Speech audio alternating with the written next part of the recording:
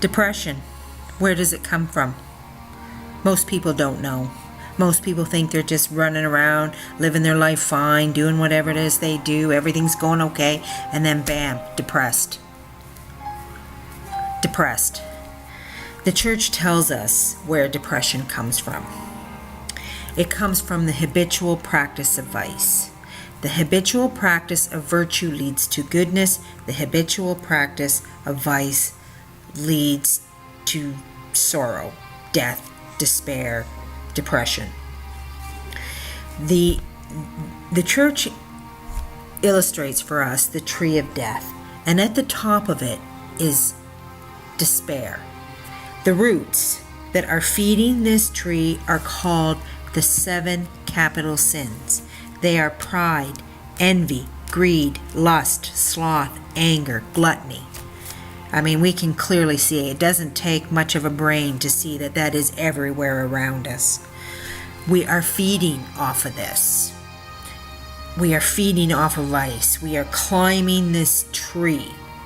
The church tells us to cut the roots. If we do not cut the roots, when you get into despair, it's very, very hard to get out of it. Almost impossible. Most people don't, ever. They end up on a life of meds and other things. You know, people, their friends, their family are going, what can we do? What can we do? Well, if a person gets to despair, there's really not much you can do about it.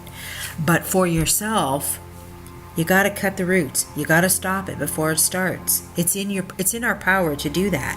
Habitual virtue leads to goodness.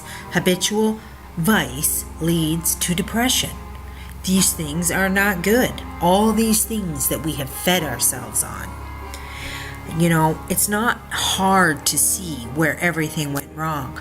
We are raising our kids on me street. It's all about me. Charity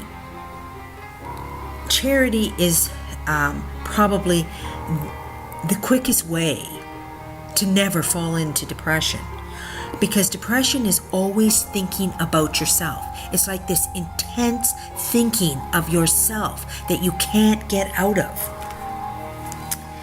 With charity, you're forced to always think of someone else. What can I do to make someone else's life better? What can I do to help someone else? What can I do to alleviate some pain of someone else?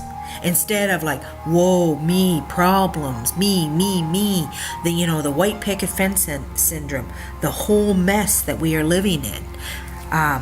There are several keys to happiness, but 2 are thinking of others before yourself is number 1. Number 2 is wanting less, not more. If we did those things, if we did these things that require the virtues, that always think of someone else, to always put others ahead of ourselves, to practice all of these things, we would find we did not have time to, focus in on ourselves and how everything is a mess and how we can't see no way out and there's no corner. You want to not fall into depression, you must cut the roots of that tree. Pride, envy, greed, sloth, anger.